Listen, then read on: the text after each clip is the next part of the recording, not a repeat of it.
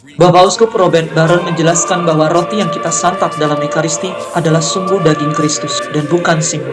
Setelah peristiwa penggadaan roti dan ikan, serta berjalan di atas laut, Yesus datang ke Kapernaum.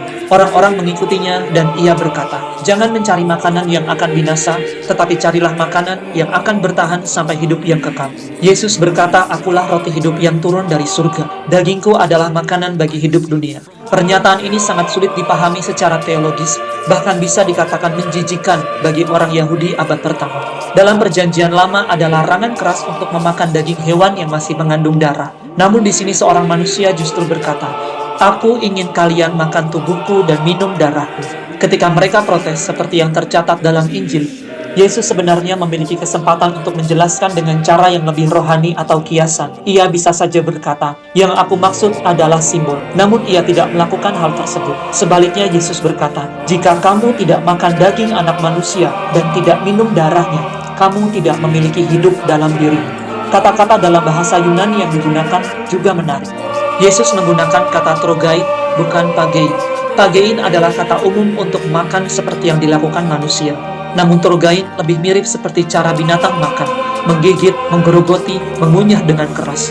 Jadi ketika orang-orang keberatan dengan makna yang sangat jasmani dari perkataannya, Yesus justru mempertegasnya. Dikatakan bahwa banyak murid meninggalkannya saat itu. Ajaran ini terlalu berat bagi mereka.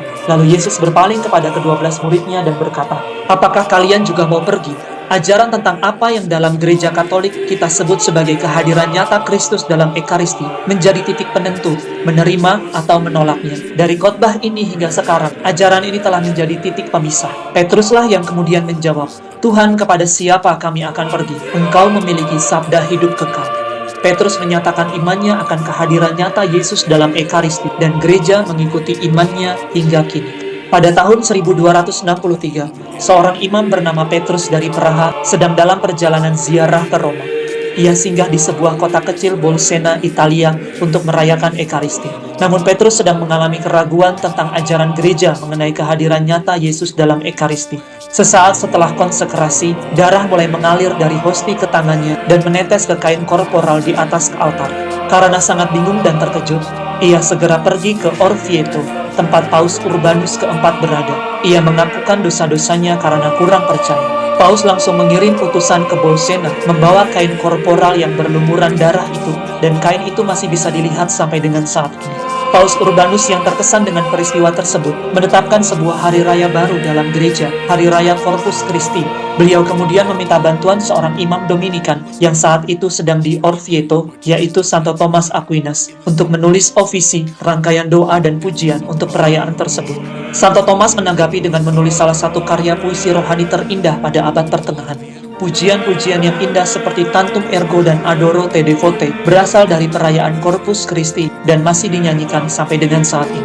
Santo Thomas Aquinas sangat mencintai Ekaristi. Ia merayakan Ekaristi setiap hari dan sesudahnya ikut serta dalam Ekaristi yang kedua. Konon ia hampir selalu menangis terharu ketika Ekaristi karena sangat menyatu dengan misteri tersebut. Dikatakan bahwa ketika Thomas menghadapi kesulitan dalam berpikir atau menulis, ia masuk ke kapel, menyandarkan kepalanya pada tabernakel, berdoa memohon inspirasi. Menjelang akhir hidupnya, ia menulis suatu karya besar tentang Ekaristi. Namun setelah selesai, ia merasa belum mampu sepenuhnya menjelaskan keagungan sakramen ini.